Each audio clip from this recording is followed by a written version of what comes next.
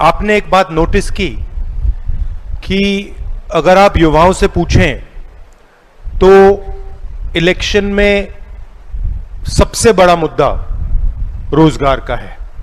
किसी भी युवा से पूछो, मैं कन्याकुमारी से कश्मीर तक चला और जो भी मुझसे मिल रहा था 35 साल से कम एज का, वो सब कह रहे थे कि रोजगार चाहिए, रोजगार नहीं है, कहीं भी नहीं मिलता, थक गए हैं ढूंढते वक्त। और इंटरेस्टिंग बात है कि अगर आप चुनाव का प्रचार देखें तो रोजगार का उसमें कोई मेंशन ही नहीं है।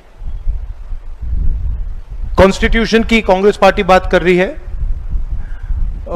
हमने गारंटीज दी हैं, अनएम्प्लॉयमेंट की हम बात कर रहे हैं, मगर मीडिया में अनएम्प्लॉयमेंट, जॉब क्रिएशन ये मुद्दा ही नहीं है। क्यों? आपको क्या लगता है इसका कारण क्या है?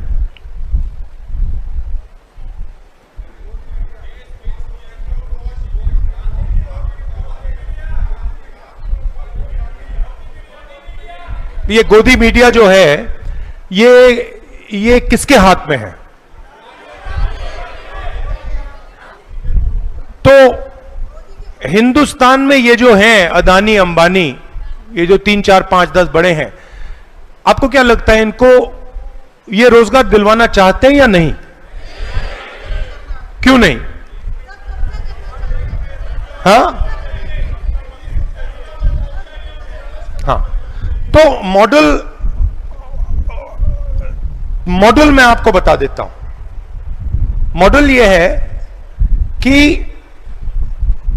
प्रोडक्शन चाइना में हो, ठीक है? मतलब मोबाइल फोन, शर्ट, पैंट, ये सब चाइना में बने।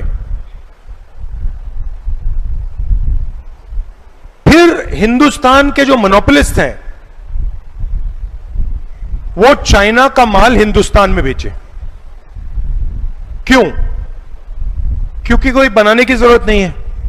मैंने आपको चॉइस दी कि देखो ये बना रहे हैं, आपको इसका माल आप आसानी से हिंदुस्तान में बेचकर अपनी मोनोपोली बना सकते हो, या फिर अपने आप बनाओ। आप क्या चुनोगे?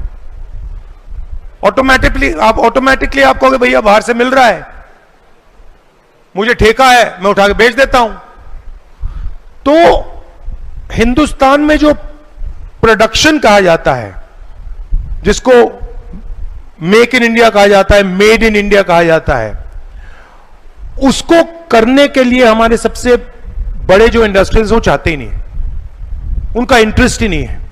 और बिना प्रोडक्शन के हिंदुस्तान के युवाओं को रोजगार नहीं मिल सकता। आप एक चीज नोटिस कीजिए, सबसे बड़ी 200 कंपनियां हैं, इसमें करोड़ों रुपए की सैलरी मिलती है। सीईओज होते हैं, करोड़ों रुपए की सैलरी लेते हैं। आपको क्या लगता है ये कितने, हिंदुस्तान के कितने परसेंट, ये जो टॉप मैनेजमेंट लोग हैं जो करोड़ों रुपए ले रहे हैं, हिंदुस्तान के कितने परसेंट है?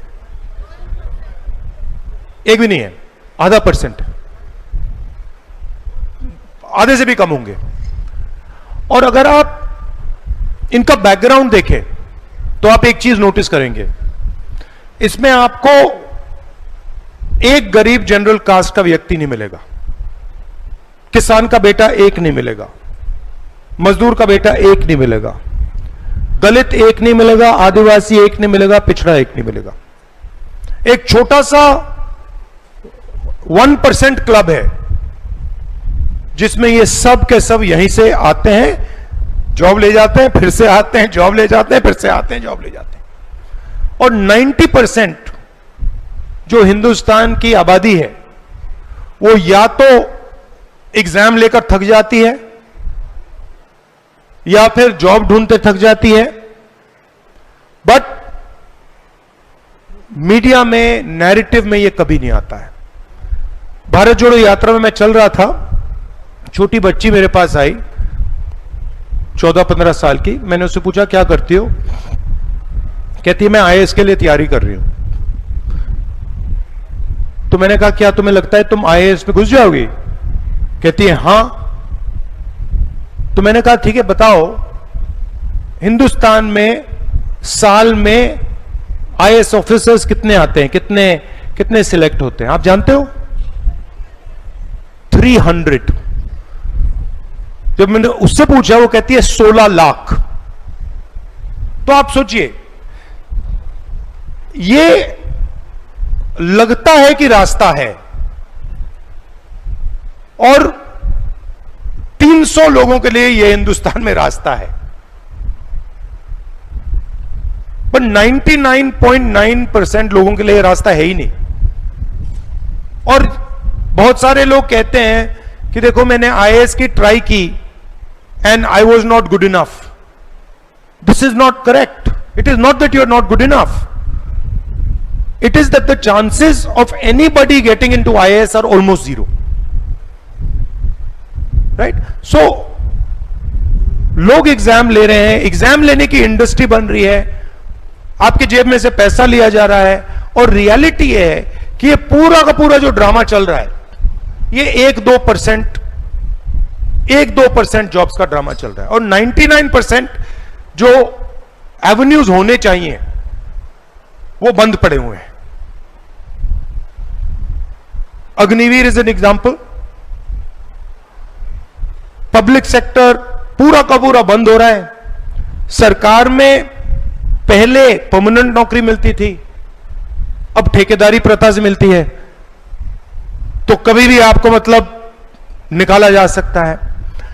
तो सिस्टम ऐसा बन गया है कि 20-25 कॉर्पोरेट्स, बड़े कॉर्पोरेट्स हैं, वो कुछ प्रोड्यूस नहीं करते. आप मुझे बताइए हिंदुस्तान की सबसे बड़ी कंपनीज क्या प्रोड्यूस करती हैं? आप मुझे बताइए अदानी बनाता क्या है? क्या बनाता है? कुछ नहीं बनाता. अदानी को सरकारी कॉन्ट्रैक्ट्स दिए जाते हैं. एयरपोर्ट सरकार बनाती है, एयरपोर्ट पब्लिक सेक्टर बनाता है, और फिर जब बन जाता है तो फिर फ्री गिफ्ट अदानी को दे दिया जाता है. अगर मैंने, आपका नाम क्या है? अगर मैंने जस्टिन को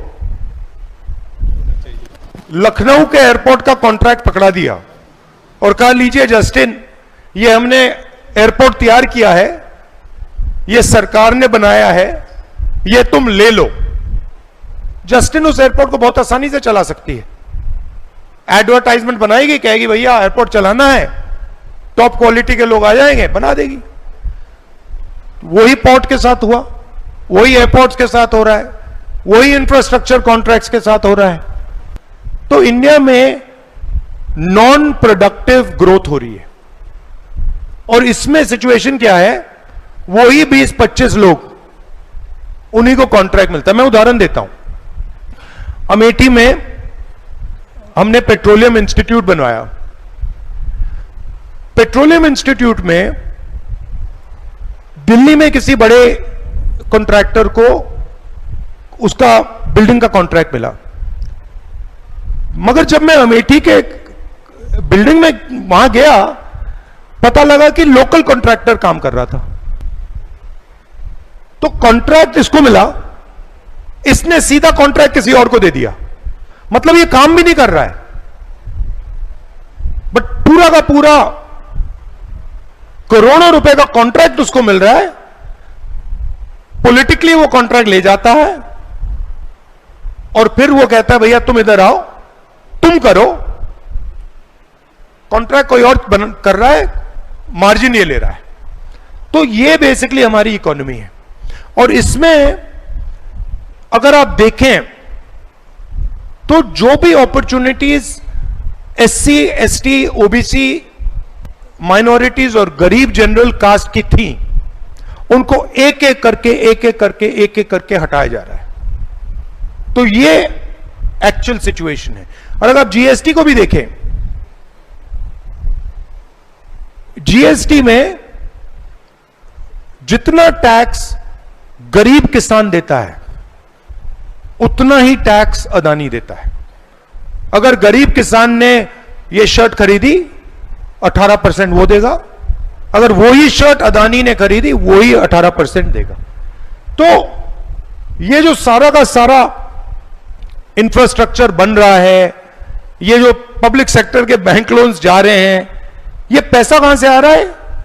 ओबीसी, दलित, एससी, गरीब जनरल कास्ट की जेब से आ रहा है और सीधा पाइप होके 22-25 लोगों की जेब में जा रहा है और सिचुएशन खराब होती जा रही है क्योंकि इनके पास ज्यादा पैसा आता रहा है, ये इनकी मोनोपोली बढ़ती जा रही है, बढ़ती जा रही है, बढ़ती जा रही है। तो आपकी जॉब अपॉर्चुनिटीज कम होती जा रही है, कम होती जा रही है, कम होती जा रही है। ये बेसिक सिचुएशन है और इसको बदलने के 2-3 तरीके हैं। एक तरीका है जो हमने अपने मैनिफेस्टो में,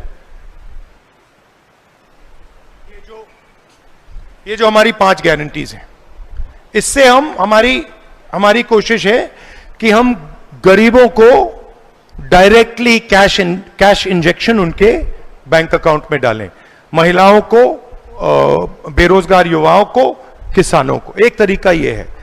दूसरा तरीका है कि हिंदुस्तान में प्रोडक्शन सचमुच में शुरू किया जाए, जो मेड इन चाइना है उसका मुकाबला मेड इन इंडिया से हो। तीसरा है कि ये जो मोनोपोलीज बनी हुई हैं, जो 22 लोग हैं जो सारा का सारा काम यही कर रहे हैं, इन मोनोपोलीज को वीकन किया जाए। ये 3 रास्ते हैं जिससे हम आपके लिए दरवाजे खोल सकते हैं। अब आपके कमेंट्स हो, आपके सवाल हो, आप पूछिए।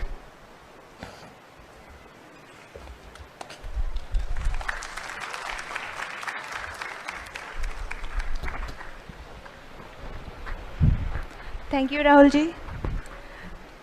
तो अब हम हमारे युवा के सवाल लेंगे और ये प्रोसेस मुझे अभी भी समझाया गया। तो हमने सबसे फॉर्म भरवाए थे, उनके क्वेश्चंस लिए थे और वहाँ से हम कुछ ही सिलेक्ट कर पाए हैं क्योंकि बहुत रेपिटेटिव भी थे, कुछ सेम थे।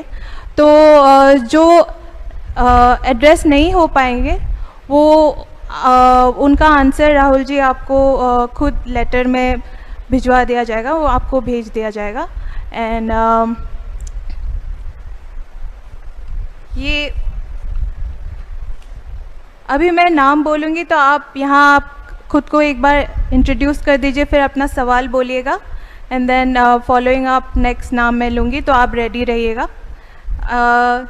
ये पहला नाम दीपक कनौजिया।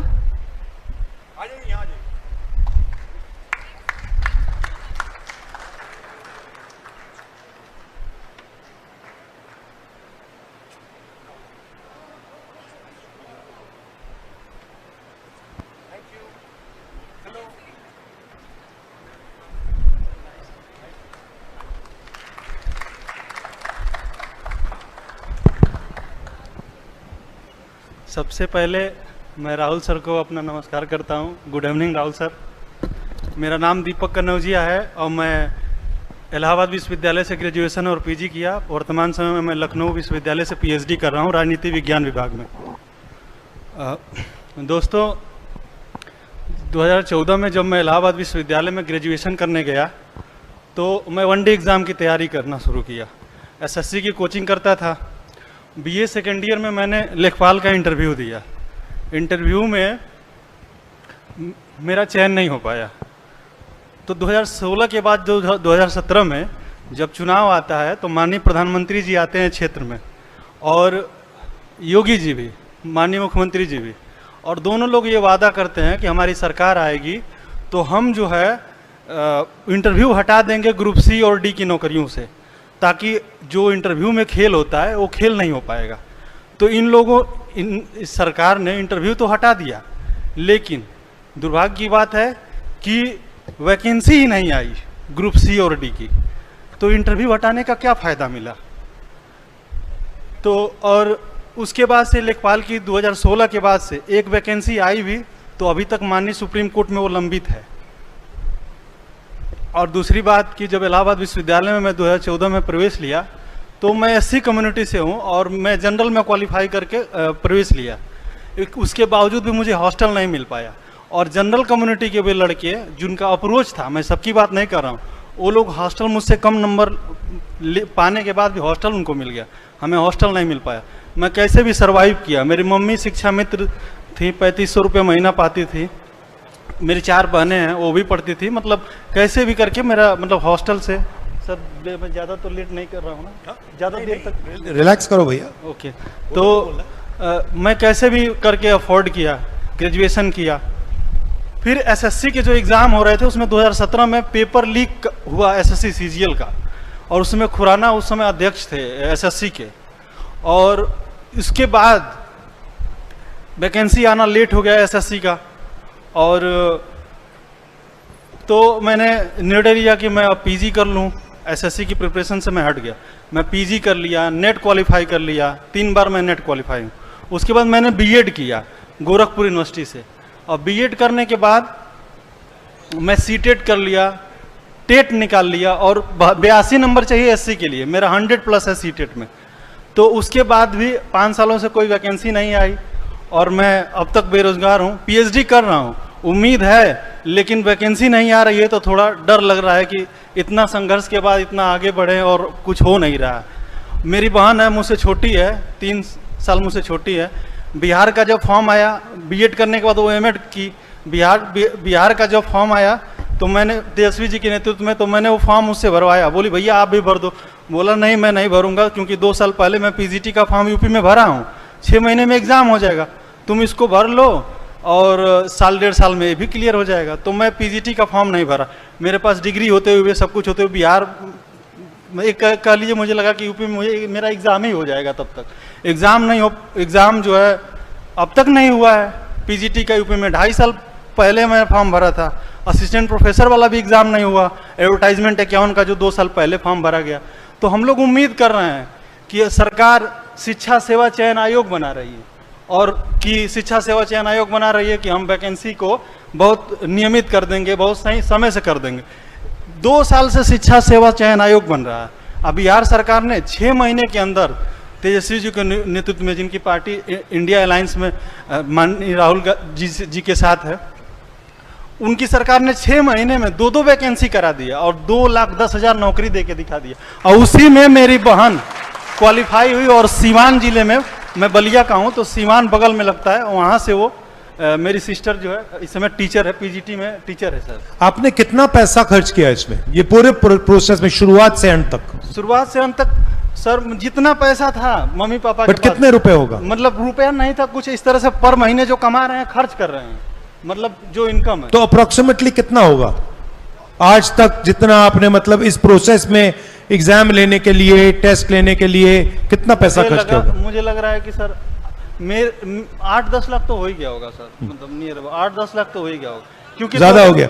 और कोई रिजल्ट नहीं आया, मतलब 8 लाख रुपए चले गए आपके, पर रिजल्ट कोई नहीं आया जी। और सर दूसरी बात मैं ये कहना चाहता हूँ कि 2014 में जब एडमिशन में लिया, उस समय बीए में एडमिशन के लिए इलाहाबाद यूनिवर्सिटी में 1,000 रुपये फीस थी, और हॉस्टल की फीस 7,500 थी। और उसके बाद से 2017 में फीस वृद्धि हो गई और 21,000 फीस कर दी गई 7,000 से। अब सोचिए सर, जो हाशिए पे है, जो गरीब है, जो कमज़ोर है, वो 7,000 से 21,000 कैसे एफर्ट कर पाएगा? तो ये किसको धक्का है? सबसे ज़्यादा धक्का ये एससी को है, ओबीसी को है, और जनरल वर्ग में जो गरीब हैं उनको धक्का है, वो आ नहीं पाएंगे। और ये जानबूझ के चाह रहे हैं कि विश्वविद्यालयों में वो न आ पाए। और आपकी सरकार थी तो ये लोग बड़े पैमाने पर धीरे धीरे आना शुरू कर दिए थे, उगना शुरू कर दिए थे, और ये अब क्या है, सब दब गए हैं, दब रहे हैं। तो बहुत ज़रूरी है इस समय कि इंडिया अलायंस जीते। और मुझे मैं और सर एक बात और कहना चाहता हूँ, मेरा कोर्स वर्क चल रहा है, वहाँ 1-1 दिन अटेंडेंस लगता है। यहाँ आने का मतलब मेरा मन था, लेकिन मैं सोच रहा था मैं राहुल जी से मिल नहीं पाऊँगा, या दूर ही से देखूँगा तो मतलब मिल पाऊँगा कि नहीं, ये था सर। लेकिन मुझे बहुत खुशी है कि मैं अपनी बात रख पा रहा हूँ, और मेरा नाम सबसे पहले बोला गया। मैं कितना भाग्यशाली हूँ। और थैंक यू। हाँ, थैंक यू ब्रदर, नाइस, बहुत अच्छा लगा।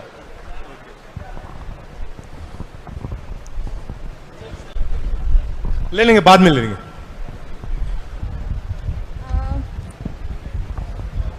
एक रिक्वेस्ट थी, अभी से जो साथी आए 1 मिनट के अंदर आपका खुद का परिचय और प्रश्न रख के आगे बढ़ें तो हमें हेल्प मिलेगी। एंड नेक्स्ट है उमेश, उनके बाद नेहा, आप रेडी रहिएगा। नमस्कार, कैसे? हेलो, हाय, मेरा नाम उमेश कुमार यादव है। मैं पूर्वांचल से आया हूँ, शोध छात्र हूँ मैं भी काशी हिंदू विश्वविद्यालय का, और मैं बात करने आया हूँ गन्ना किसानों पे। मेरे पिताजी एक किसान हैं और गन्ना खेती मेरे यहाँ होती थी। पूर्वांचल के लगभग परिवारों में, किसान परिवारों में देखेंगे तो गन्ना एक नकदी फसल थी जिससे लोगों को तुरंत तत्काल पैसा मिल जाता था।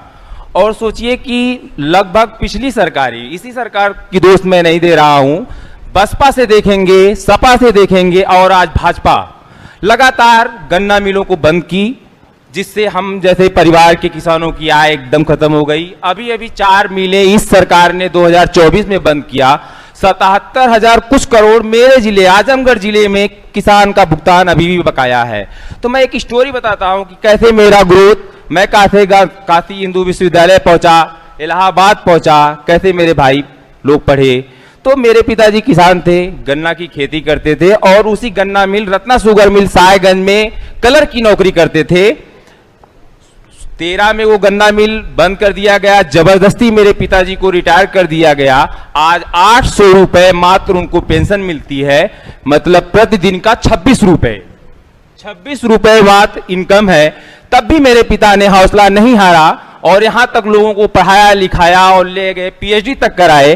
पीएचडी मैं कर रहा हूं। 3 बार मैंने हायर का इंटरव्यू दिया, 3 बार हायर की परीक्षा मैंने क्वालिफाई किया और इंटरव्यू दिया, और तीनों बार वो परीक्षाओं का पेपर लीक हो गया।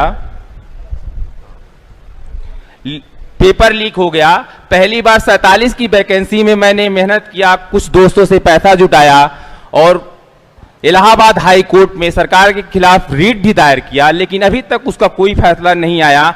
दोबारा भी परीक्षाएं कराई गई, वो भी पेपर लीक हुआ। तो सोचिए कि मैं वहां से यहां तक की स्थिति में पहुंचा हूं। अब ये स्थिति आई कि मैं 34 साल की उम्र का हो गया हूं, एक मेरा छोटा बेटा भी है। सोचिए कि उसका दादा भी बेरोजगार और उसका बाप भी बेरोजगार। तो समस्या है कि मैं अब घर की तरफ जाऊंगा तो बेरोजगारी की हालत में, दूर तो जाके कहीं बंबई लुधियाना मजदूरी इसलिए नहीं कर सकता कि मेरे माँ बाप बूढ़े हो रहे हैं, मेरी जरूरत है उनको।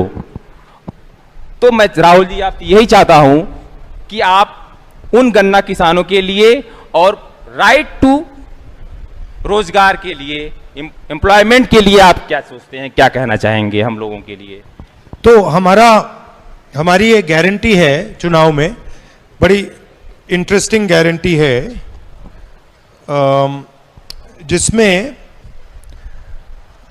जो हमने अधिकार दिया ना मनरेगा का, रोजगार का अधिकार, वैसा ही हम एक अधिकार ग्रेजुएट्स को देना चाहते हैं। College graduates, university graduates, diploma holders. और बड़ा सिंपल मॉडल है, जो भी ग्रेजुएट ये अधिकार चाहता है ये सरकार से मांगेगा, और अधिकार 1 साल की अप्रेंटिसशिप का अधिकार है। उसमें क्या होगा, 1 साल की नौकरी आपको मिलेगी प्राइवेट सेक्टर में, पब्लिक सेक्टर में, सरकारी हॉस्पिटल, सरकारी कॉलेजेस, यूनिवर्सिटीज, ऑफिसेज में 1 साल की नौकरी होगी। उसमें बेहतरीन ट्रेनिंग आपको मिलेगी और 1 साल में आपको 1 लाख रुपए बैंक अकाउंट में मिलेगा, 8,500 रुपए महीने के आपको मिलेंगे। और ये एक प्रकार से जॉब मार्केट में एंट्री करने का तरीका है कि आपकी पहली नौकरी पक्की होनी चाहिए। ये हमारा कॉन्सेप्ट है, मैनिफेस्टो में हमने ये इंक्लूड किया है। तो ग्रेजुएट्स के लिए, अंडर ग्रेजुएट्स के लिए, डिप्लोमा होल्डर्स के लिए 1 साल की नौकरी की गारंटी का अधिकार ये हमने दिया है।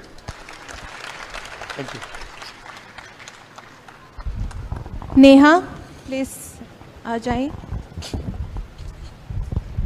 नमस्कार। रोशन इसके बाद रेडी रहिएगा। नमस्ते सर। हेलो एवरीवन, मेरा नाम नेहा है। मैं अमेज़ोन में काम करती हूँ पार्ट टाइम। तो जो जितने मेरा ये मानना है कि हम गिग वर्कर्स के लिए जो उनकी जो वो लोग काम करते हैं, अमेज़ोन, मंत्रा, ब्लिंकिट, सैडोफिक्स, स्विगी, जोमेटो, जो ये सभी वर्कर्स हैं, तो जो ये लोग अपना टाइम देते हैं 8 से 10 घंटे, 12 घंटे, 14 घंटे, 16 घंटे काम करते हैं ये लोग, जो इनको कोई सोशल सिक्योरिटी नहीं है इनके लिए, हैं। और सोशल सिक्योरिटी ना होने की सोशल सिक्योरिटी नहीं है, अगर इनका एक्सीडेंट हो जाता है तो इनके लिए कोई कंपनसेशन नहीं है, और इनका कोई पंजीकरण नहीं है, कि सिर्फ एक फ़ोन है जिसमें एक ऐप है। अगर कभी कुछ उनके साथ होता है तो क्या वो फ़ोन हेल्प करेगा उनकी? नहीं, क्योंकि उनका कोई भी पहचान नहीं है ना। तो मैं चाहती हूँ उनकी पहचान हो। और उसमें एक अमेज़ोन में एक ये भी है कि मैं अमेज़ोन वेयर हाउस में पार्ट टाइम काम करती हूँ, उसमें भी स्लॉट बुक करके काम करने जाना होता है। हाँ, तो मैं हरियाणा से आई। आपको वेयर हाउस में टाइमिंग बुक करनी पड़ती है? हाँ, वेयर हाउस में मुझे अगर कल जाना है तो आज स्लॉट बुक करूंगी कल के लिए। उसका टाइम है 4 बजे, 4 से 10 मिनट के बीच में स्लॉट बुक हो जाना चाहिए, अदरवाइज हम फिर उसके बाद स्लॉट बुक नहीं करेंगे, हम वेटिंग लिस्ट में ही रहेंगे। और वेयर हाउस में क्या काम करती हो? वेयर हाउस में मैं पहले पैकिंग करती थी। जब मैंने रिज्वाइन किया तो मैं स्टोर में हूँ, जिसमें मुझे 15 से 20 किलोमीटर चलना पड़ता है। एक कार्ट होती है जिसमें सामान लगा होता है, मैं उसको लेकर चलती हूँ। फ्लोर भी है, 1st, 2nd, 3rd, 4th floor भी है जिसमें मुझे लेके जाना होता है, और मैं उसमें 10 घंटे काम करती हूँ। और ये है गुड़गांव, हरियाणा, मानेसर में है ये वेयर हाउस, अमेज़ॉन डेल 4 में है, ठीक है। और तो उसमें मैं 10 घंटे काम करती हूँ। बैठने नहीं दिया जाता वहाँ पे, कोई सिटिंग अरेंजमेंट नहीं है वहाँ। अगर बैठ भी जाते तो हमें फीडबैक दिया जाता है, और अगर हम थोड़ी देर के लिए वॉशरूम चले गए और उसमें हमारा आइडल टाइम पे जो आइडल टाइम आता है उसका भी फीडबैक मिलता है हमें। और जो हमारा ब्रेक टाइम होता है, तो जो हमारे 10 घंटे जो हम काम करते हैं उसमें दो ब्रेक होते हैं हमारे। तो जो 30 मिनट का ब्रेक, एफसी इतनी बड़ी होती है कंपनी, जो फुलफिलमेंट सेंटर बोलते हैं उसको, वो इतनी बड़ी होती है कि हमारे जो 30 मिनट में से 15 मिनट तो हमें आने जाने में ही चला जाता है। बचता हमारे पास 10 मिनट है, क्योंकि हमें पहले आकर के हमें एक फास्ट स्टार्ट और स्ट्रॉन्ग फिनिश करना बहुत हमारे लिए ज़रूरी है। और हमें पूरे दिन में 6 बार कार्ड पंच करना होता है। अगर वो कार्ड पंच नहीं करेंगे तो हमें उसका इंसेंटिव नहीं मिलेगा। और उसके बाद में कभी अपनी मर्जी से बिना नोटिस के हमें निकाल देगी, हमसे नहीं पूछेगी। जब कंपनी हमें हमारी हायरिंग करती है तब वो हमारा पूरा प्रोसेस जानती है। क्या हमारा हक नहीं, जब हमें निकाले तो हमें भी बता करके निकाले कि हमने क्या गलती की है। तो मैं चाहती हूँ, हाँ, बॉन्डेड लेबर है, हाँ, 21वीं सदी के बॉन्डेड लेबर जी। और इसमें लड़कियां जो है ना, सिर्फ 26 साल से कम उम्र की लड़कियां, 18 से 26 साल, जिसमें यंग है, जितना मर्जी काम कराओ करेंगी, ये मना नहीं करेंगी। अगर ज़्यादा बोला अपने लिए तो हायर एंड फायर निकाल देगी वो बिना वजह, कोई नोटिस नहीं देगी हमको, ठीक है। और उसके बाद अगर अब किसी वर्कर को 2-3 साल हो गए काम करते हुए, अब उसके घर में शादी है, कुछ भी प्रॉब्लम आ सकती है, और उसने छुट्टी के लिए बोला तो बोलेगी नहीं, छुट्टी नहीं मिलेगी, तुम चले जाओ, दोबारा ज्वाइन कर लेना। अगर उस वर्कर को 1 साल हो गया काम करते हुए किसी को, तो वो क्या करती है, अगर ओबीबी आउटबाउंड में काम करता है तो उसको आईवी में भेज देंगे दोबारा ज्वाइनिंग करने के लिए, कि उसको परमानेंट ना कर पाए वो। इस तरीके से वहाँ पे हमारे परमानेंट कोई नहीं है। परमानेंट के लिए वो सिर्फ क्या करती है, इधर से उधर ट्रांसफर कर, इधर डिपार्टमेंट से दूसरे डिपार्टमेंट में ट्रांसफर कर देती है। 240 जैसे आपको सेवरेंस होती है तो कितने महीने की वार्निंग देते हैं? कोई महीने कोई वार्निंग नहीं देते, एक ही दिन में हमें बाहर कर देती है। और हमें जो जैसे हमें ना एक टारगेट होता है हमारा, मैं 1 घंटे में 150 आइटम स्टोर करती हूँ। एक शॉप लाइन होती, तो 250 गलियां हैं जिसको आइल्स बोलते हैं, जिसमें मुझे चलना पड़ता है। और उसमें सामान लगाना होता है मुझे, उसका भी 1 मिनट में मुझे 3 आइटम स्टोर करने होते हैं। अगर नहीं करूंगी तो उसका भी मुझे फीडबैक मिलेगा, मेरे पास मैसेज आएगा, मैडम इम्प्रूवमेंट करो, आप काम नहीं कर रहे हो सही से, छोड़ दो, नहीं तो इतना मजबूर कर देंगे रिजाइन लिखने पे कि वो वर्कर परेशान होकर रिजाइन कर देगा। ये आइटम्स कितने बड़े होते हैं? ये आइटम्स अनलिमिटेड, मतलब छोटे भी होते हैं बड़े भी होते हैं। हाँ, तो उसके हिसाब से वो टारगेट उन्होंने रखा है। ज़्यादा बड़े आइटम है तो 60 करने होंगे, छोटे आइटम है तो 150, मल्टी का हो गया तो 250, 400 भी होगा। और वो हम पे प्रेशर डालेंगे, तुम्हें 1 घंटे में करना है तो करना ही है, करना है तो करो, नहीं तो जाओ। इस तरीके से वो हम पे प्रेशर बनाते हैं। अब हम 20, 21, 22 की एज की लड़कियां हैं वहाँ पर, अब वो पढ़ाई कर रही हैं, अपने पेरेंट्स को, मतलब अपने घर वालों को छोड़कर आई हैं, और अपने घर भी नहीं बताती, वो लोडिंग अनलोडिंग भी करती है लड़कियां वहाँ पे, गाड़ी खाली भी करती है, उसको भरती भी है, सामान भी लगाती है, पर वो अपने घर पे नहीं बताती कि हम लोग वहाँ पे ये काम करते हैं।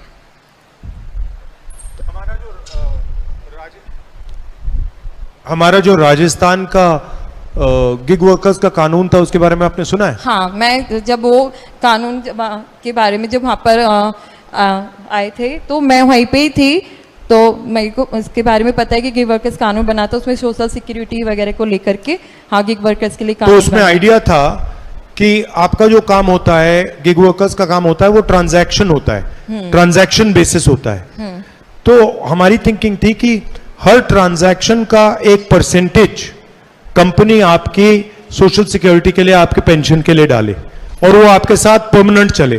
तो मान लो आपने आज अमेजोन के साथ काम किया, तो जो भी आपने वहां पे ट्रांजैक्शंस किए उसका पैसा आपके अकाउंट में जाए, और फिर मान लो आपने अमेजोन से आप किसी और कंपनी में चले गई, तो उस कंपनी में भी जो आपका पैसा ओरिजिनली अमेजोन का था वो ट्रांसफर हो जाएगा, और वो आपके साथ चलेगा जब तक आप रिटायर करेंगी। हाँ। तो ये राजस्थान का कानून था, बहुत अच्छा रेवोल्यूशनरी कानून है।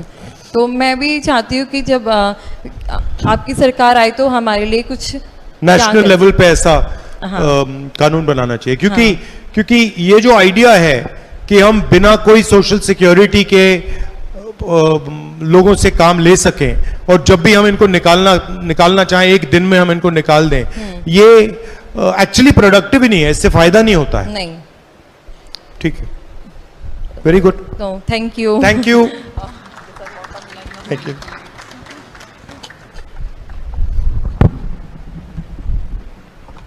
गौरव यादव,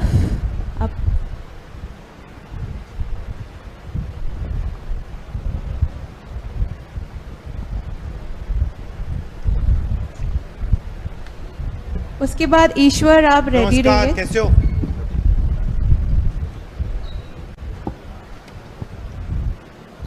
हेलो सर, आप सभी को नमस्कार। मैं गौरव यादव गाजियाबाद में रहता हूँ।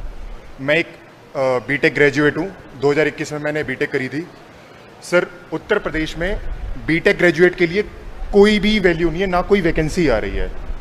जिसमें वैकेंसी आती है तो करीबन 4 साल में 250 से 300 वैकेंसी आती है, 4 साल में एक बार, जो कि असिस्टेंट इंजीनियर की। अगर जो नहीं जैसे कि जो आती है वो जैसे जूनियर इंजीनियर है। उत्तर प्रदेश में भी फिलहाल 4016 वैकेंसी आई हैं, लेकिन उसमें बीटेक वाला फॉर्म नहीं भर सकता है। वैकेंसी या तो आती नहीं है, अगर आती है तो बीटेक वाला फॉर्म नहीं भर सकता उसमें सर।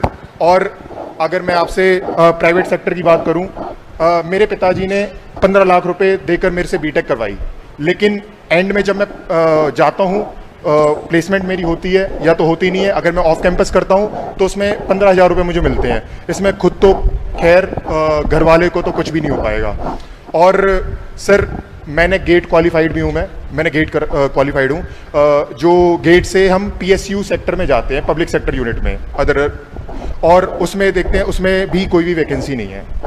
तो सर, मैं आपसे रिक्वेस्ट करूँगा सर, बीटेक ग्रेजुएट्स के लिए कुछ निकालिए, क्योंकि हर साल 10 लाख बीटेक ग्रेजुएट होते हैं, लेकिन कुछ नहीं हो पाता है। तो अभी आपका क्या प्लान है? सर, मेरा प्लान तो यही है कि फ़िलहाल इंजीनियरिंग सर्विसेज में मुझे जॉब करनी है, और उसके लिए मैं एग्ज़ाम की प्रिपरेशन कर रहा हूँ, वैकेंसी का वेट कर रहा हूँ, वैकेंसी आए। और प्राइवेट सेक्टर में तो मैंने आपको बता ही दिया है। और कितना पैसा लगा आपका ये पूरी प्रोसेस में? पूरे प्रोसेस में मेरे पिताजी ने 15 से 16 लाख रुपए लगाया है और अभी बीटेक के बाद करीबन 4 से 5 लाख रुपए और एक्स्ट्रा लगा दिया। और क्या करते हैं पापा? मेरे पिताजी एज अ फार्मर हैं, रिटायर्ड हो चुके हैं, 4th क्लास की जॉब से है, वायरमैन। कहाँ पे? ये दिल्ली सचिवालय में थे।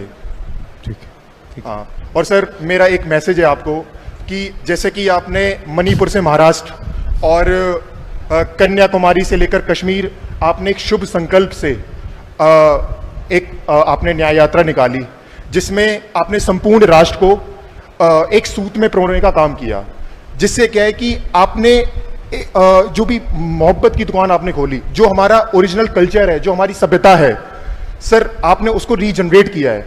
सर जब आप प्रधानमंत्री की पद पे शपथ लेंगे ना, उस दिन ये समस्त युवा समाज सिविलाइजेशन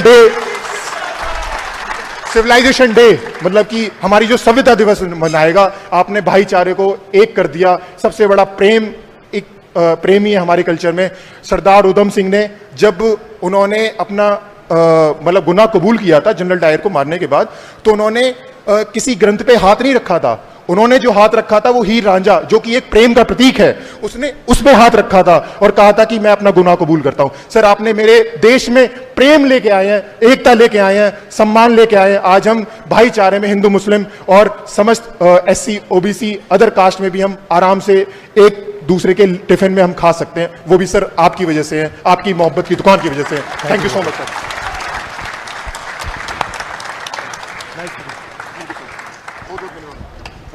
ईश्वर आप आ जाइए।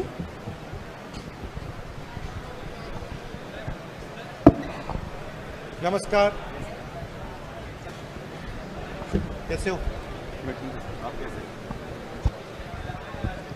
मेरा नाम ईश्वर है, मैं राजस्थान से हूँ, ग्रामीण इलाके से आता हूँ।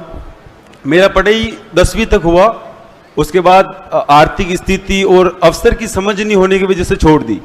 फिर उसके बाद अलग अलग काम करने लग गया। मैं गुजरात कुएं खोदने गया, ईंट भट्टों पे गया, टेंट हाउस के कुछ काम किए, जैसे भी मशीन पे गया, खानों में गया, तो भटकता रहा इधर उधर, समझ में नहीं आया ये काम ठीक नहीं, ये काम ठीक नहीं है। फिर चांद से एक संगठन के साथ जुड़ा जहाँ मेरी राजनीतिक समझ बनी। स्कूल से उस तरीके से शिक्षा थी नहीं, लिखना भी और पढ़ना भी ठीक से 10वीं तक नहीं आता था। तो मैं मेरी कहानी इसलिए सुना रहा हूँ क्योंकि मैं जहाँ से आता हूँ वहाँ मेरे जैसे लाखों और करोड़ों युवा हैं जो आज उनको समझ भी नहीं आ रहा सर कि वो कहाँ जाए, कौन सा काम करे। तो वो उनको ये समझ में नहीं आने की वजह से उसका फ़ायदा उठाया जा रहा है। आज उनके हाथ में पत्थर है, डंडे हैं, झंडे हैं नफरत के। वो इसी कारण है क्योंकि वहाँ का ढांचा ऐसा बना दिया है कि ना तो अवसर का किसी को समझ में आता है क्या अवसर होने चाहिए। मेरा खुद का व्यक्तिगत जो था संगीत में और थिएटर में था, जो मुझे कभी समझ में नहीं आया क्योंकि अवसर ही नहीं है, कोई कहना ही नहीं चाहता है। तो मेरा बस छोटा सा ही पॉइंट था कि उन युवाओं के लिए जो आज उस नफरत की आग में जल रहे हैं या जा रहे हैं भीड़ में, उन युवाओं के लिए आप क्या अवसर देखते हैं कि आगे लंबे समय के बाद वो युवा कैसे उस भीड़ से निकलकर अपना भविष्य बनाए? तो जो मैंने पहले बोला था ना, प्रोडक्शन की बात की थी, जो अगर आप हिंदुस्तान को देखें, हर डिस्ट्रिक्ट में कुछ ना कुछ हम बनाते हैं, बट उस इंडस्ट्री को, लोकल इंडस्ट्री को ना फाइनेंस मिलता है, ना सपोर्ट मिलता है। वो इंडस्ट्री बिल्कुल दबी रहती है। और मतलब चाहे आप मुरादाबाद की बात करें, बेल्लारी की बात करें, अलग अलग इंडस्ट्री, बेल्लारी में जीन्स की इंडस्ट्री है, मतलब वहां पे 4-5 लाख लोगों को रोजगार मिलता था, सारी की सारी बंद पड़ी, आज वहां पे 50,000 लोग काम कर रहे हैं। तो ऐसे हर डिस्ट्रिक्ट में हमारी कोई ना कोई स्किल है, कोई ना कोई प्रोडक्शन कैपेबिलिटी है, उसको एक बार फिर चालू करना पड़ेगा। और चालू करने का तरीका है कि जो बैंकिंग सिस्टम है, जो आज अदानी अंबानी ने कैप्चर कर रखा है, उनका 16 लाख करोड़ रुपया नरेंद्र मोदी ने कर्जा माफ किया है, तो वो बैंकिंग सिस्टम एक्सेस इन लोगों को देना है, उस बैंकिंग सिस्टम का एक्सेस इन लोगों को देना है कि मुरादाबाद में जो स्मॉल मैन्युफैक्चरर्स हैं, बेल्लारी में स्मॉल मैन्युफैक्चरर्स हैं, पूना में हैं, इधर उधर पूरे देश में हैं, उनको बैंकिंग सपोर्ट, फाइनेंशियल सपोर्ट और प्रोडक्शन करने के इंसेंटिव्स देने जाएं। तो वो एक स्ट्रेटेजी है। दूसरी स्ट्रेटेजी जो मैंने आपको कहा, रोजगार, पहली नौकरी पक्की, रोजगार का अधिकार, करोड़ों युवाओं को पहली जॉब, तो ये काम किया जा सकता है। बट देखिए, रियलिटी है कि जो आज की सरकार है वो इस काम को करना नहीं चाहती है। अगर आपने किसान को ठीक तरीके से सपोर्ट किया, जो आपने अभी शुगर केन की बात की, अगर आपने किसान को ठीक तरीके से सपोर्ट किया, अगर आपने फूड प्रोसेसिंग प्लांट्स उसके पास लगाए, अगर आपने फूड चेन बनाई, अगर कोल्ड चेन बनाई, बहुत सारे लोगों को रोजगार मिल सकता है। मगर इन चीजों में सरकार पड़ती नहीं है। सरकार को सिर्फ ये चाहिए, इस सरकार को सिर्फ यही चाहिए, भैया अदानी को कौन सा एयरपोर्ट पकड़ाया जाए, कौन सा इंफ्रास्ट्रक्चर दिया जाए, कहां मतलब इसको फायदा पहुंचाया जाए। तो ये सरकार को 2-3 लोगों को मदद करने से लाखों लोगों को, छोटे छोटे बिजनेस वालों को मदद करने की जरूरत है, तब जो आप कह रहे हो सकता है। दूसरा ये भी है कि सर, शिक्षा प्रणाली जो हमारी जो सिस्टम बना हुआ है, लेकिन वो ठीक से काम नहीं करता। मैं बताऊं, हमारे इलाके में हमें समझ में नहीं आता कि कोई अभी तक नौकरी लगा ही नहीं। हालांकि सबको सरकारी नौकरी नहीं मिल सकती, लेकिन वो समझ पैदा ही नहीं होती है कि या तो हमारी नस्ल खराब है या खून में कोई कमी है। नहीं, वो सिस्टम बना हुआ ठीक से काम नहीं करता, इसलिए वो समझ से बच्चे आगे जा ही नहीं पाते हैं। मैं आज यहाँ पहुंचा, बड़ी मुश्किल से पहुंचा हूँ, यहाँ पहुंचना वो ऐसा होता ही नहीं है। तो उनके लिए जो एक्चुअली आपको जिंदगी में जो चीजें आपके यूज की होंगी, वो आपको एजुकेशन सिस्टम कभी बताएगा नहीं। ये हिंदुस्तान के एजुकेशन सिस्टम की खासियत है कि जो फंडामेंटल चीजें हैं जिससे आप आगे बढ़ सकते हो, हमारा एजुकेशन सिस्टम उन बातों में जाएगा ही नहीं। तो आप सही कह रहे हो, ये एजुकेशन सिस्टम को भी बिल्कुल रिवैम्प करने की जरूरत है। ये जो हमारा जो सिस्टम है, पूरा मेमोरी बेस्ड सिस्टम है, कॉन्सेप्चुअल सिस्टम नहीं है, रट्टा लगाओ ये सिस्टम है, इससे मतलब देश को काफी नुकसान होता है। तो इसको भी आप सही कह रहे हो, इसको बदलना है और नई तरीके से समझ में आएगा। बिल्कुल। Thank you. एक सेकंड, वो फोटो ले रहा है। सुनील पॉल, सुनील पॉल आ जाइए।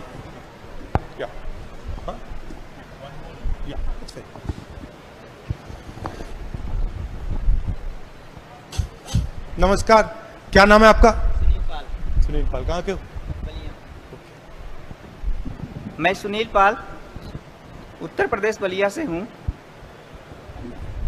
मैं ओबीसी के पाल कम्युनिटी से बिलोंग करता हूँ और उत्तर प्रदेश में हमारे समुदाय के लगभग जनसंख्या 1.5 से 2 करोड़ है और हम देखते हैं कि ऑफिस या किसी यूनिवर्सिटी में हमारे रिप्रेजेंटेशन 1% नहीं है। मतलब 2-4 प्रोफेसर्स या अधिकारी नहीं मिलते हैं। तो हम रिप्रेजेंटेशन की बात करते हैं कि हम ओबीसी कम्युनिटी के। जी सर। तो सर, हम ये चाहते हैं कि हमारी कम्युनिटी को रिप्रेजेंटेशन मिले और कास्ट सेंसस हो कि कितना हमारा रिप्रेजेंटेशन है और इनको आगे बढ़ाया जाए हमारी कास्ट को। आपको मालूम है, पता नहीं मालूम है या नहीं, आपको मालूम है कि हिंदुस्तान में ओबीसी वर्ग को, दलित वर्ग को जमीन का अधिकार नहीं होता था। आपको मालूम है जी कि आप जमीन नहीं ओन कर सकते थे। हजारों साल के लिए आपको ना शिक्षा मिल सकती थी, आप जमीन के ओनर नहीं हो सकते थे, आपको कोई एसेट नहीं मिल सकता था। आपको मालूम है? जी सर। हजारों सालों के लिए। और ये जो है, ये इसने आपको जमीन का अधिकार, शिक्षा का अधिकार, नौकरी, रोजगार, ये सब दिलवाया। ठीक है। मगर मैं आजकल हर मीटिंग में रिपीट कर रहा हूं कि ओबीसी की भागीदारी 50% है। हिंदुस्तान में 50% ओबीसी हैं, 15% दलित हैं, 8% आदिवासी हैं। जितनी आपकी भागीदारी होनी चाहिए उतनी आपकी भागीदारी बिल्कुल है ही नहीं। कांसीराम ने कहा था, जिसकी जितनी भागीदारी उतनी बिल्कुल हिस्सेदारी, भागीदारी कह लो, हिस्सेदारी कह लो, ना आपकी मीडिया में है, ना आपकी कॉर्पोरेट इंडिया में है, ना आपके प्राइवेट सेक्टर में है, ना आपके प्राइवेट हॉस्पिटल्स में है, ना आपके प्राइवेट एजुकेशन में, कहीं भी नहीं है आपकी। सर, अगला क्वेश्चन मेरा यही था कि सर प्राइवेट सेक्टर में रिजर्वेशन नहीं है ना हमारी भागीदारी है क्या? हाँ, तो मेरी थिंकिंग है कि सबसे पहले हम ये पता लगाएं कि सिचुएशन कैसी है। तो इसके लिए जाति जनगणना, जिसकी आबादी कितनी है वो सब पता लग जाएगा। इकोनॉमिक सर्वे, मतलब किसके पास कितना धन है। और फाइनल इंस्टीट्यूशनल सर्वे, मतलब हिंदुस्तान की कौन सी संस्थाओं में किन लोगों की पकड़ है कौन नहीं है। ये एक प्रकार से इसको आप एक्सरे कह लो, एमआरआई कह लो, इससे हमें डेटा मिल जाएगा कि सिचुएशन क्या है। और उसके बाद मुझे लगता है कि एक जागरूकता आएगी और लोग कहेंगे हाँ हमारी भागीदारी है नहीं, और वो बात शुरू होगी। तो मेरे लिए ये जो 3 कदम है, जाति जनगणना, इकोनॉमिक सर्वे और इंस्टीट्यूशनल सर्वे, ये क्रांतिकारी नेक्स्ट स्टेप है। और उसके बाद ये जो आप कह रहे हो रिजर्वेशन कहां तक होगा, कितना होगा, 50% होगा, ज्यादा होगा, ये डिसीजंस आसानी से लिए जा पाएंगे क्योंकि आपके पास डेटा होगा। आखिरी बार मैं आपसे कहना चाहता हूं, हमने एक आप सब यहां जॉब की बात कर रहे हो, प्लेसमेंट की बात कर रहे हो, हमने एक डिसीजन लिया है कि 30 लाख सरकारी नौकरियां आज नरेंद्र मोदी जी ने भरी नहीं है, और 15 अगस्त तक हम 30 लाख नौकरियां भरने का काम शुरू कर देंगे। और ये हमारा सरकारी नौकरियां हैं, तो इससे आप जैसे लोगों को रिलीफ मिलेगा। और ये जो पेपर की बात है कि ऑटोमेटिकली, मतलब पेपर कैंसिल करने का नया तरीका निकला है कि देखो पेपर लीक हो गया कैंसिल करो, तो इसके लिए हम कार्रवाई कराएंगे, कानून बनाएंगे, और जो भी ये ऐसा काम करेगा उसको कड़ी सी कड़ी सजा मिलेगी। और फाइनली जो नया फैशन बना है कि प्राइवेट कंपनीज एग्जाम्स दे रही हैं, चेक करा रही हैं, इसको हम बंद कराएंगे। प्राइवेट कंपनीज नहीं करेंगी, सरकार ये काम करेगी, और जो मैंडेटेड इंस्टीट्यूशंस है वही ये काम करेंगे। सर एक और क्वेश्चन बताओ। सर उत्तर प्रदेश में एक पेपर होता है पेट, सर उस पेपर का ना कुछ वैल्यूएशन है ना कुछ है सर, बस पेपर इसलिए एलिजिबिलिटी टेस्ट है ना, उसकी कोई क्राइटेरिया रखी गई है और ना उस पेपर का कोई वैल्यू होता है। हम चाहते हैं कि सर उस पेपर का जो पेपर पास करे उसका कुछ वेटेज दिया जाए नौकरियों में, जिसके जो यूपीएससी पेट के थ्रू नौकरियाँ आती हैं उनमें उनका वेटेज दिया जाए, नहीं तो इस पेपर को ही बंद कर दिया जाए, इसका कोई मतलब नहीं है। तो आप मुझे ये एक नोट दे देंगे इस पे? जी सर। हाँ जी, थैंक यू ब्रदर, अच्छा लगा आपसे मिलकर। नेक्स्ट उष्पेंद्र कुमार, प्लीज आ जाइए स्टेज पे। एक एक करके भैया, इन्होंने मतलब सीक्वेंस बना रखा है, अभी ठहर जाओ, थैंक यू। आपको कर देंगे मगर इनको करने दो पहले। मैं कम समय लेते हुए अपनी बातों को प्रस्तुत कर रहा हूं, ठीक है। सबसे पहले तो मैं कांग्रेस और राहुल जी का धन्यवाद व्यक्त करता हूं कि उन्होंने जीरो लेवल पे आकर, ग्राउंड लेवल पे आके के गिग वर्कर्स और जो भी थे जिस व्यवसाय में थे उनके बारे में उनकी व्यक्तिगत राय जानी, उनको क्या क्या दिक्कतें हो रही उसके बारे में जाना। मैंने बीटेक किया है, बीटेक करने के बाद मैंने कोशिश की कि मुझे जॉब मिले, मुझे प्राइवेट जॉब मिली, लेकिन वो कुछ टाइम बाद छूट गई। उसके बाद मैंने अपनी एक टैक्सी निकाली, टैक्सी निकालने के साथ साथ मैंने ड्राइविंग का काम किया। मैं एक ओला उबर में गाड़ी चलाता हूं और स्थिति ऐसी है कि ओला उबर अगर हम दिन में 3,000 रुपए का काम करते हैं तो उसमें से 30% कमीशन ओला उबर ले लेती है। अब हमारे पास अगर 3,000 का काम किया, उसका 30% निकाल दीजिए, उसमें से 800-700 रुपए की सीएनजी लग जाती है, और तो उसमें फिर आपका डेली का उसका मेंटेन एनुअल चार्ज सब मिला के अगर हम कैलकुलेट करें तो हमारे पास 300 से 300, 350, 400 रुपए की बचत होती है एक दिन में। अब हम ये चाहते हैं कि जैसे ही हमारे पास कांग्रेस सरकार से हम उम्मीद करते हैं कि आने वाले समय में कि हमारे लिए जैसे कि एक सरकारी प्लेटफॉर्म निकाले, और हम चाहते हैं कि जो ओला, उबर, रैपिडो, इनड्राइव, ये सारी प्राइवेट कंपनीज हैं, प्राइवेट कंपनी के बजाय कि सरकार हमें एक ऐसा प्लेटफॉर्म दे जिससे कि हम इन कमीशन से बच जाएं, और हम पूर्ण आज़ादी चाहते हैं। जैसे देश आज़ाद होने से पहले कांग्रेस जो थी, इंडियन नेशनल कांग्रेस के नाम से जानी जाती है, उन्होंने भी क्या किया, देश आजाद होने से पहले कहा कि हमें दो रेशियो 3 के रेशियो में हमें हिस्सेदारी दी जाए।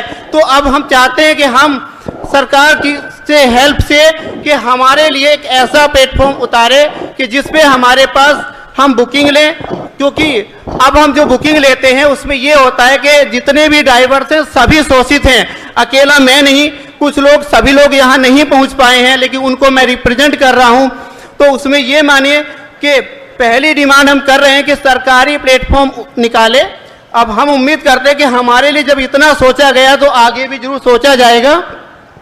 दूसरी डिमांड है कि उस पर कमीशन जो काटती है ये प्राइवेट कंपनी, ये कमीशन ना काट के उस पर से फिक्स चार्ज काटे कि हमारी ड्राइव लोकल में है या आपका आउट स्टेशन की है। तीसरी डिमांड हम करते हैं कि जब किसानों को केसीसी लोन 3% 4% पे केसीसी लोन दिया जाता है, जब हम बीटेक एमटेक कोई बीएससी एमएससी करने के लिए मजबूरी, किसी का सपना नहीं होता है। मैंने जब बीटेक में एडमिशन लिया तो मेरा भी सपना नहीं था कि मैं टैक्सी चलाऊं, लेकिन मजबूरन जब स्थिति ऐसी आ पड़ी है तो मुझे चलानी पड़ रही है। उसके बाद भी इन कंपनी का कमीशन इतना है कि हम अपनी सर्वाइव लाइफ को अच्छे से नहीं जी सकते। तो मैं आग्रह करूंगा कि जैसे ही सर की कांग्रेस सरकार आए, और मैं चाहता हूं कि हमारे लिए एक ऐप बनाए और उस पर फिक्स चार्ज काटे। हम 3 डिमांड कर रहे हैं, मैं दोबारा से पढ़ देता हूं सभी लोगों के सामने कि सरकार एक सरकारी प्लेटफॉर्म उतारे ओला उबर की तरह पूरे भारत में, ना कि दिल्ली में। दूसरा, उस पर फिक्स चार्ज काटे कि लोकल में जो भी है 5 रुपए 10 रुपए, क्योंकि हमने सरकार को दूसरा उसका बेनिफिट दिया है कि अगर सरकार के ऊपर लोड ना पड़े, हमने उसमें दूसरा रास्ता दिया कि हाँ, गाड़ी में कोई एडवर्टाइजिंग डिस्प्ले लगवाए जिससे सरकार को बेनिफिट होगा। दूसरी चीज क्या है कि मैं येलो प्लेट गाड़ी की बात कर रहा हूं, व्हाइट प्लेट की बात नहीं कर रहा, जैसे येलो प्लेट गाड़ी हर साल टैक्स देती है और व्हाइट प्लेट 15 ईयर के लिए 1 टाइम टैक्स देती है। तो ये तीसरी डिमांड मैंने आपको बताया कि केसीसी लोन की तरह आपका ड्राइवर्स को भी 4% का लोन दिया जाए। और मैं उम्मीद करता हूं कि कांग्रेस सरकार हमारी इस मांग को आगे प्रस्तुत करेगी और हमारे लिए कुछ अच्छा ही सोचेगी। Thank you. आपको लगता है कि सरकार ऐप बना सकती है? यस सर, पहले पूछो ऐप बनाया है, लेकिन जब प्राइवेट कंपनी आ गई तो उसके वजह से वो उस पर मॉनिटरिंग ना होने की वजह से वो चल नहीं पाया है। जब तक सरकार उसकी मॉनिटरिंग नहीं करेगी किसी भी ऐप की, तब तक वो नहीं चलेगा। वो आपकी कस्टडी, उसमें कोई उसकी मॉनिटरिंग सरकार के हाथ में होनी चाहिए जिससे कि वो प्रॉपर चलता रहे। ठीक है, थैंक यू, अच्छा लगा।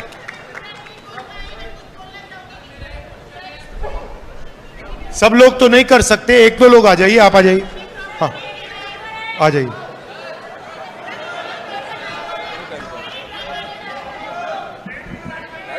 भाई थोड़ा संक्षेप में बोलो। नमस्कार सर, मैं यही कहूँगा कि आपने जो है अपने मैनिफेस्टो में एक चीज़ हमको उसमें नहीं दिखी कि जो प्राइवेट सेक्टर के स्कूल हैं वो अपने फीस वृद्धि इतना ज़्यादा कर दिए हैं कि एक गरीब बच्चा अपने बेटों को पढ़ा नहीं सकता है, अपने बच्चों को पढ़ा नहीं सकता है। और आगे चल के वो कैसे जो है, जैसे आप इलाहाबाद विश्वविद्यालय की फीस देख लीजिए, 400 वृद्धि फीस हुई है। ये भी एक मुद्दा है कि सभी विश्वविद्यालय ने अपनी फीस में वृद्धि कर दी है। और दूसरी चीज, अगर पढ़े लिखे नेता अगर राजनीति में नहीं आएंगे तो कैसे होगा? जैसे कि इलाहाबाद छात्र संघ जो है वहां पर आप बहाल करवाएं। मैं आपसे ये कहूंगा, जितने भी विश्वविद्यालय में यूनियन बंद है उसको आप चालू करवाएं। मैं आपसे ये भी आग्रह करूंगा। तो मैं आपसे यही विनती करता हूं कि आप इलाहाबाद विश्वविद्यालय और जो विश्वविद्यालय हैं उसमें यूनियन को अगर आप आगे लेके आएंगे तो जब युवा पढ़ेगा, युवा नेता बनेगा, तो आगे चल के एक अच्छे राजनेता के रूप में अपने देश को चलाने वाले नए नए युवा बाहर आएंगे। बिल्कुल सही, ये सही बात है। हाँ ले लो, आ जाओ। Thank you brother, thank you. बोलो। No, we can't do everybody. Hello, we can't do everybody. मेरा नाम सिद्धार्थ वेनवंशी, मैं इलाहाबाद विश्वविद्यालय का छात्र हूँ।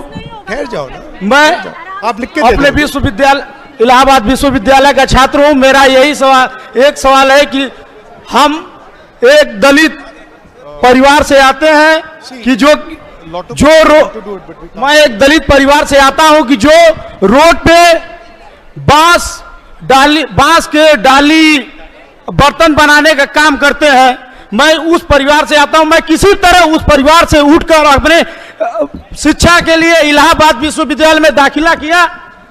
मेरे पिताजी की मतलब उतनी से, मेरे पिताजी अभी दिल्ली में ठेला चलाते हैं, कपड़े का ठेला चलाते हैं, लेकिन मैं किसी भी तरह विश्वविद्यालय में एडमिशन लिया। लेकिन जो फीस से पहले 1000 थी, अब फीस बीए की फीस पहले 1000 थी, अब फीस 4500 हो गई। और हॉस्टल की फीस पहले 15000 थी, अब 40000 हो गई। अब मैं कैसे उसको अफोर्ड नहीं कर पा रहा हूं, तो मेरे पिताजी भी उतना पैसा नहीं दे पाते, तो मैं एक छोटी सी चाय की दुकान लगा के अपना जीवन यापन करता हूं। कि मेरा यही सवाल है कि जब सरकार बने तो मतलब फीस कम से कम हो और सारे लोग यूनिवर्सिटी में जो जितने लोग या अदर फीस की कमी हो। और मेरे क्षेत्र का एक सवाल है कि मेरा गांव जिला गाजीपुर और नंदगंज मेरा मतलब क्षेत्र पड़ता है। वहाँ पे मेरी एक चीनी मिल है। चीनी मिल तकरीबन 20 सालों से बंद है। मेरा ये अनुरोध है सर कि वो चीनी मिल चालू हो ताकि हमारे क्षेत्र के लोगों को रोजगार मिले और जो बंबई दिल्ली जाके कमाते हैं। भाई एक काम यूपी में कांग्रेस की सरकार बना दो, चीनी मिल खोल देंगे हम। क्या बात, वहां पे कभी ठीक है कम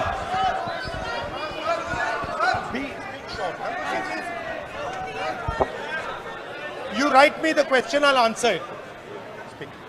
मेरा नाम शीतल है और मैं 2016 से एक उबर ओला, आपने नाम सुना ही होगा, मैं टैक्सी ड्राइवर हूँ।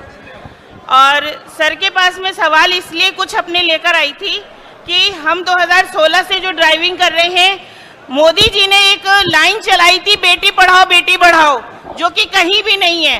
और आज भी मैं ये कह सकती हूँ कि सन 1947 में हमारा देश आज़ाद हुआ था, जो कि अब तक नहीं है। हम महिलाएं घर को करती हैं, बाहर भी करती हैं, और हमारा इतना गंदा शोषण हो रहा है जिसकी कोई लिमिट नहीं है। कंपनी हमारा शोषण कर रही है, हमारे नेता हमारा शोषण कर रहे हैं। हम नहीं बता सकते हैं कौन अच्छा है कौन खराब है। लेकिन मैंने सर को सुना, सर ने भारत जोड़ो आंदोलन जो शुरू किया, सर ने कर्नाटक और हैदराबाद में सर आपने एक कानून लागू किया और आपने राजस्थान में भी एक कानून लागू किया। मैं सर से गुजारिश लेके आई हूँ कि वो कानून बनाए नहीं, उसे करके दिखाएं दिल्ली में, क्योंकि दिल्ली में जितनी भी लेडी ड्राइवर हैं उनमें से 70% सिंगल मदर हैं, विडो हैं, और कुछ जो हैं तो अपने हस्बैंड अपनी फैमिली के चलते बहुत ज़्यादा मेहनत करती हैं, जो नहीं यहाँ पे प्रॉपर कर पा रही हैं। कंपनी ने बहुत सपना दिखाया कि हम ये करके देंगे, हम वो करके देंगे, हमको आपको मिनिमम बिजनेस देंगे, लेकिन हमें कहीं कोई बिजनेस नहीं मिल रहा है सिवाय शोषण के। हमारा कंपनी शोषण सोते में कर रही है, जागते में कर रही है, ना हम सो पा रहे हैं ना हम जाग पा रहे हैं, और काम की लिमिट तो हमारी बहुत ज़्यादा है। मैं सर से बस यही गुजारिश करना चाहूँगी, आपने कर्नाटका के शेख सलाउद्दीन सर, मैं उन्हीं की यूनियन से हूँ, एक्सपर्ट ड्राइवर, दिल्ली में एक्सपर्ट ड्राइवर सोल्यूशन से हूँ, और पिछले 4 साल से फीमेल ड्राइवर पे काम कर रही हूँ। कंपनी हमारा डाटा बिल्कुल उड़ा देती है। कई लड़कियों ने बताया कि उनसे मेहनत की जाती है सर, लेकिन यहाँ मैं पेश कर सकती हूँ कि कुछ लड़कियों को तो ना तो प्रमोशन मिला, ना इंसेंटिव मिल रही है।